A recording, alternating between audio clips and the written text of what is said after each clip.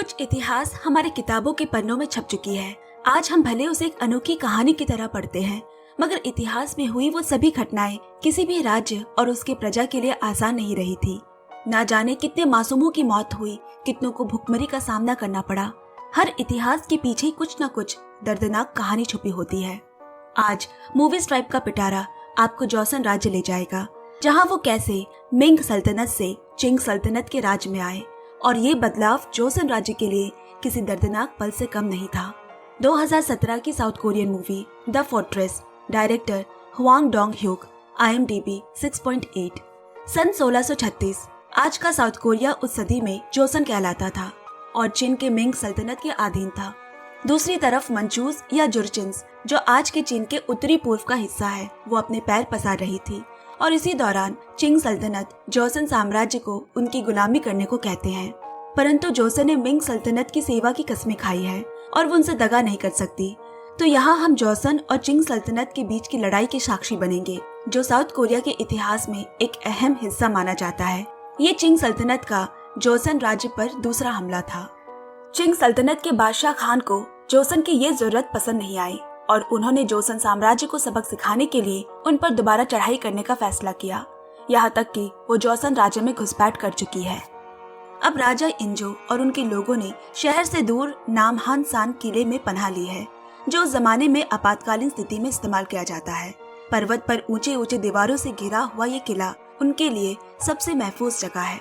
कड़ाके के जाड़े का समय है।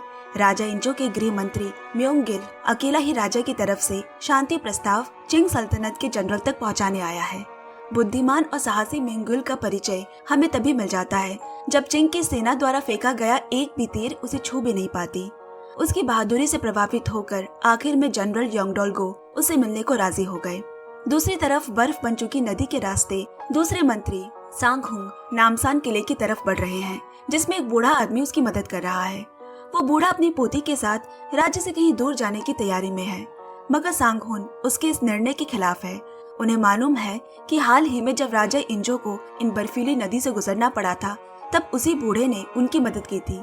यही जोखिम भरा उसका काम है, कैसे लोगों को इस खतरनाक बर्फीली नदी पर से बचते बचाते पार करवाना।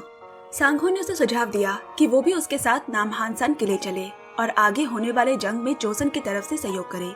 लेकिन वो बूढ़ा अपने फैसले से नहीं हटा और मजबूरन सांगहुन को उसे मारना पड़ा, ताकि वो कभी भी दुश्मन को बर्फीली नदी पार न करा सके। अब यहाँ राजा इंजो की बैठक हुई, जिसमें म्योंगिल भी शामिल है।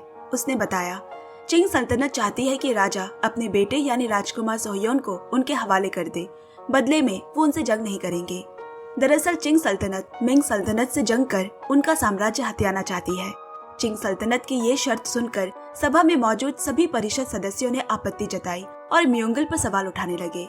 बिगड़ते माहौल को देख राजकुमार सोह्योन खुद इस शर्त को मान लेते हैं। विडंबना में फंसे राजा अपने बाकी सलाहकारों से उचित राय देने को कहते हैं। विवादों के बीच तभी सांगहुन सभा में अपना पहला कदम रखते हुए कहते हैं, राजकुमार को दुश्मनों के हाथों सौंपना बेवकूफी के साथ साथ शर्म की बात है। हम उनसे जंग लड़ेंगे और पूरे चिंग सेना को यहाँ से खदेड़ भगाएंगे।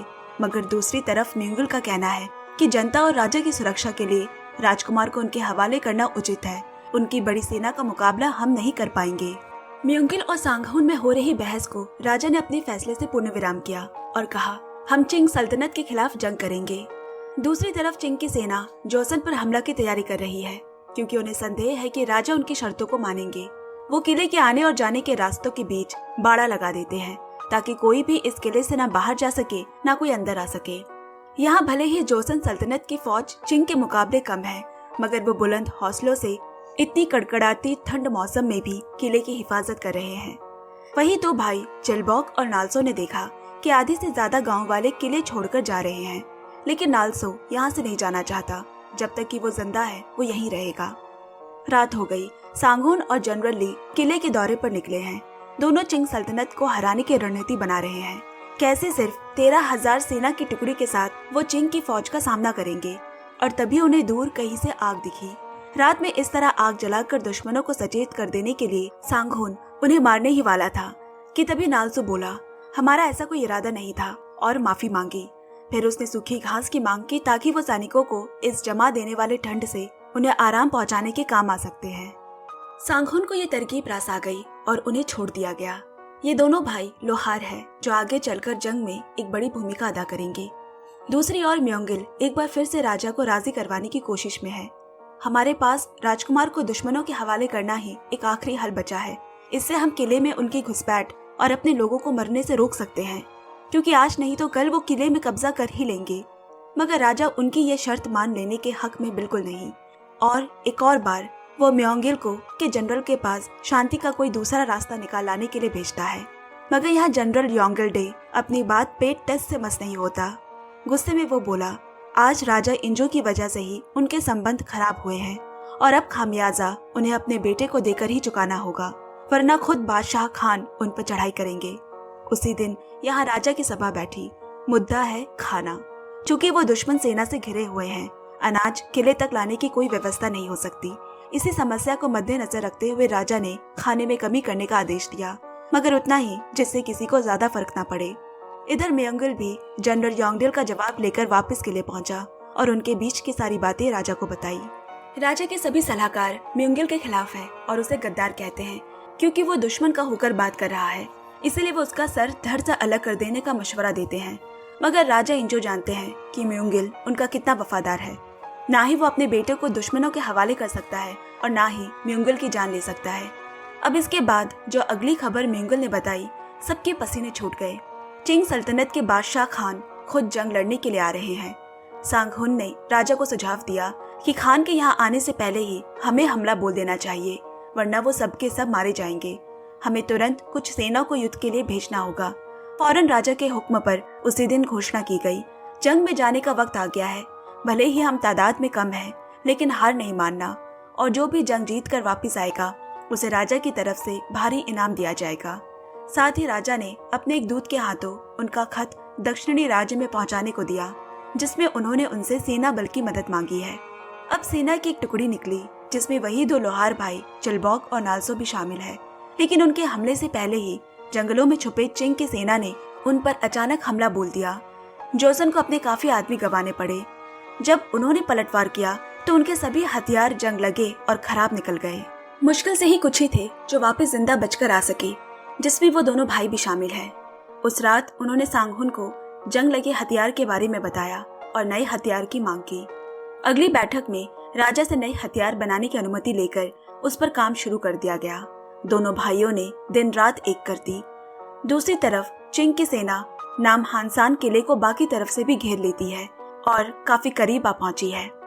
अब नए और बेहतर हथियार के साथ एक और बार जोसन की सेना ने हमला किया और इस बार जनरल ली की कमान पर उन्होंने चिंग की सेना को धराशायी कर उनमें से एक का कटा सर लेकर वापस किले पहुंचे। जोसन सेना का मनोबल, आत्मविश्वास अब तक काफी बढ़ चुका था।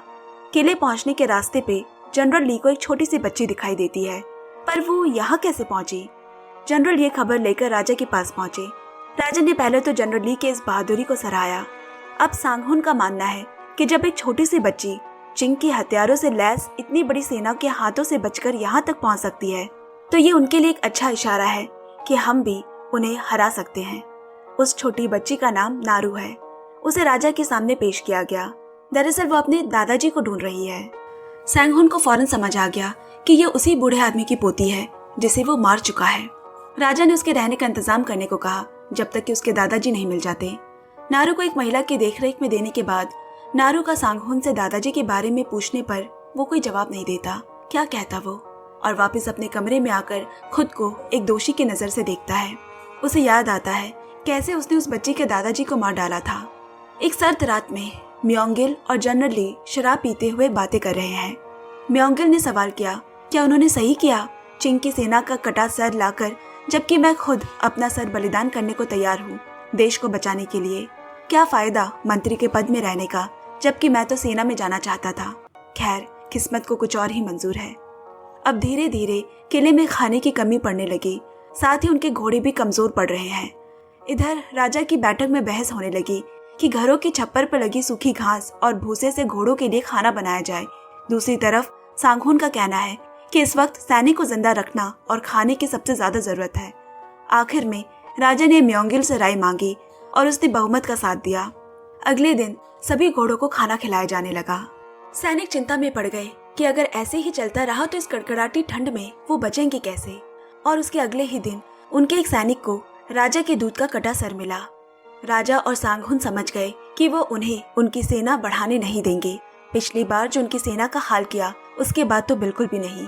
अगले ही दिन राजा ने अपनी बात को खंडन करते हुए अपने आदमियों को आदेश दिया कि जितने भी कमजोर घोड़े हैं उन्हें मारकर सेना को खिलाया जाए। उन्हें अभी लड़ने की शक्ति चाहिए। अब एक बार फिर म्योंगिल ने राजा से नए साल के अवसर पर तोहफे लेकर चिंग सेना की छावनी में जाने की बात रखी। इस तरह वो सुलह करने की कोशिश भी करेगा और वहाँ हो रही हलचल के बारे में कुछ पता भी लगा पाएगा। राजा मान तो गया, लेकिन इस बार उसने साथ में अपने खास वजीर को भी भेजा। शायद उनका भी विश्वास म्योंगिल पर से डगमगा रहा है। अब दोनों शाही तोहफे लेकर वहाँ पहुँचे, पर जनरल योंगुलडे ने उनका तोहफा स्वीकार नहीं किया, ये कहकर कि अपना जोसन के पास खाना बचा है और ना ही कोई और सुविधा। उनकी जीत तो पहले ही निश्चित है। वापस किले पहुंचकर उन्होंने खबर दी कि किले की ऊंचाई तक पहुंचने के लिए सीढ़ियां बनाई जा रही है और बड़े बड़े तोपे भी देखे गए। इसके बावजूद वजीर और बाकी सलाहकारों ने राजा को अभी उनके छावनी में हमला करने की सलाह दी, पर म्योंगिल ने दोबारा राजा को आगाह किया कि अगर वो सफल नहीं होते तो शायद इस बार जोसन उनके कब्जे में होगा और हजारों की जानें जाएंगी। अगले सुबह वजीर के नेतृत्व में 300 जोसन सेना हमला करने निकल पड़े। जनरल ली ने उन्हें हमला करने से पहले एक बार जगह का मुआयना कर लेने को कहा, लेकिन वजीर को ये बात अपमानजनक लगी। वो जनरल की बातों को अनसुना कर आगे बढ़ गया। चिंग द्वारा बनाई बाड़े को तोड़ वो उनकी छावनी की तरफ आगे बढ़ते हैं। वैसे ही गोलेबारी शुरू हो गई। चिंग सेना की नजर हर कहीं है। बहुत से मारे गए और बचे वापस बाड़े के अंदर आकर हमले के लिए तैयार हो जाते हैं। यहाँ चिंग की एक बड़ी फौज उनकी ओर बढ़ रही है और इधर हमले के लिए तैयार बैठी जोसन की सेना डर के कारण वक्त से पहले ही बंदूकें चला देती है। इस गलती का उन्हें भारी नुकसान उठाना पड़ा। दुश्मनों के हाथों अपने कई सिपाही गंवाने के बाद वजीर उन्हें पीछे हटने का आदेश देती है। बचे सिपाही किले में वापस जाने के लिए भाग रहे हैं, मगर चिंग सेना उनका किले तक पीछा करते हुए उन सभी सिपाहियों को मौत के घाट उतार देती है, यानी पूरे 300 सिपाही। इतनी बड़ी बर्बादी की खबर सुनकर राजा स्तब्ध हो गए। फौरन वजीर को उनके पद से हटाकर सांगहुन को उनके पद पर नियुक्त करते हैं और जनरल ली पर 30 कोड़े बरसाने का हुक्म जारी किया गया। कुछ दिन बाद सांगहुन उन्हें दक्षिणी सेना में होती हलचल के बारे में बताते हैं और ये भी कहा कि वो उनके 10,000 सैनिकों के साथ चिंग की छावनी पर अचानक से हमला करे तो उन्हें मात दे सकते हैं। एक बार फिर राजा ने दक्षिणी राज्य तक खत पहुंचाने का जिम्मा सांगहुन को सौंपा। सांगहुन ने उसी 2 लोहार भाई में से नालसू को चुना। वो जाबाज है, उसे रास्तों का अच्छे से पता है। यहाँ चिंग के बादशाह खान अपनी छावनी पहुंच चुके हैं और उसने देखा कि जोसन के राजा इंजो मिंग सल्तनत की कोई रस्म कर रहे हैं, लेकिन वो अभी बिल्कुल चुपचाप बैठा है। अब यहाँ नालसो के राजा के मोहर लगे खत लेकर निकलने से पहले सांगहुन उसे मिला और इस काम के अच्छे पैसों के बारे में याद दिलाता है, मगर नालसो बस चाहता है कि सभी सही सलामत से रहे। जो सोचा था वही हुआ। चिंग की सेना नालसो का भी पीछा करने लगी। अब यहाँ खान ने राजा को धमकी भराई खत भिजवाया, या तो वो उसके साथ अमन कर ले या अंजाम भुगतने को तैयार रहे। और दिन गुजरे, लेकिन राजा बिना दक्षिणी सैनिक के आगे नहीं बढ़ सकते। नालसो के ऊपर अब सब कुछ निर्भर करता है। यहाँ नालसो किसी तरह अपनी जान बचाते हुए दक्षिणी राज्य पहुंच चुका है, लेकिन खत पढ़ने के बाद कि राजा इंजू चिंग सल्तनत के खिलाफ जंग कर रहे हैं, वो राजा की मदद करने से पीछे हट गए। उसी रात उन्होंने नालसो को जान से मार देने का आदेश दिया, ताकि किसी को मालूम न चले कि राजा इंजो की तरफ से उन तक कोई पत्र भी आया था। पर नालसो वहाँ से भागने में कामयाब रहा। कहीं से भी कोई मदद न पाकर अब राजा इंजो ने तय किया कि वो अपनी प्रजा की जान बचाने के लिए खान की शर्तें मान लेंगे। मिंगुल खुद राजा की तरफ से खत लिखता है, जिसमें वो आत्मसमर्पण करने को तैयार है। जोसन के सलाहकार और सांगहुन अभी भी राजा के आत्मसमर्पण के खिलाफ है। राजा को इसी दुविधा से निकालने के लिए मिंगुल ने खुद खत लिखा और राजा के पास गया और कहा कि वो ये खत खुद की तरफ से बादशाह खान तक पहुंचाएंगे। इसके लिए जोसन उसे देशद्रोही माने तो भी वो तैयार है। राजा और बाकी की जान तो इससे बच जाएगी। राजा ने भी उसे इसकी मंजूरी दे दी। यहाँ जोसन के सैनिक बिना खाने और ठंड के कारण कमजोर हो चुके हैं, यहाँ तक कि उनमें हथियार पकड़ने की भी ताकत नहीं बची।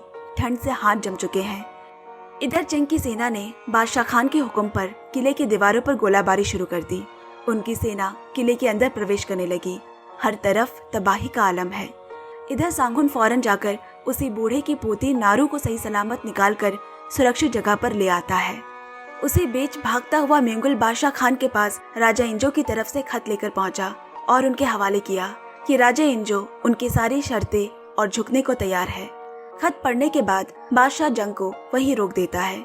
कितनी ही लाशें नाम हानसान किले पे बिखरी पड़ी है, जिसमें नालसो का छोटा भाई चिलबॉग भी शामिल है। जंग के बाद के दृश्य ने सबको तोड़ कर रख दिया। म्युंगल ने सांगहुन को बताया कि खान ने उनकी शर्तों को मान लिया है कि राजा इंजो को उनकी गद्दी से नहीं हटाया जाएगा। उसी रात सांगहुन नारू को लेकर नालसो के पास आया और उसकी परवरिश के लिए उसके पास छोड़ जाता है। उसी के हाथों वो महफूज है। वो उन्हें अपना आखिरी सलाम कर वहां से चला गया। अगली सुबह बादशाह खान की तरफ से फरमान आता है कि राजा और उनके वजीरों को सीधे साधे कपड़ों में उनके सामने आएंगे। राजा इंजो उनके तख्त तक पैदल चलकर आएगा और उन्हें 3 बार झुककर सलाम करेगा। तभी साबित होगा कि राजा इंजो ने आत्मसमर्पण किया है। अब राजा ने 3 बार झुककर खान को सलाम किया। अपने राजा को किसी और के सामने ऐसा झुकता देख सभी वजीरों के लिए बहुत ही मुश्किल, दिल तोड़ने वाला था। उनकी आंखों में आंसू हैं। जंग खत्म करने और जान बचाने के लिए ये जरूरी था। दूसरी तरफ वजीर सांगहुन ने अपनी जान ले ली। किसी दूसरे बादशाह के अधीन रहना उसे ये बर्दाश्त नहीं। अब खान अपनी सल्तनत लौट जाता है और राजा इंजो को वापस अपनी सल्तनत मिल जाती है और वो अपने राज्य को वापस लौट जाते हैं। 47 दिनों के बाद आखिरकार 30 जनवरी 1637 को आधिकारिक रूप से ये जंग खत्म हो गई। करीबन 5 लाख जोसन के लोग अब चिंग सल्तनत के गुलाम बनकर रह जाते हैं। जोसन सल्तनत एक बार फिर से खुशहाल हो जाती है, मगर जंग के बाद वो अब चिंग सल्तनत की ताज में शामिल हो गया है। कहानी खत्म होती है नारू को दिखाकर, जिसका नालसो अपने बच्चे की तरह ख्याल रखता है। बस आज की कहानी यही तक थी। धन्यवाद दोस्तों। कहानी पसंद आई तो लाइक, शेयर, कमेंट पक्के से करें। अब इजाजत दे, जल्द ही मिलेंगे एक और नई कहानी के साथ। तब तक सुनते रहिए, सुनाते रहिए movies tribe. Bye bye friends, love you and take care.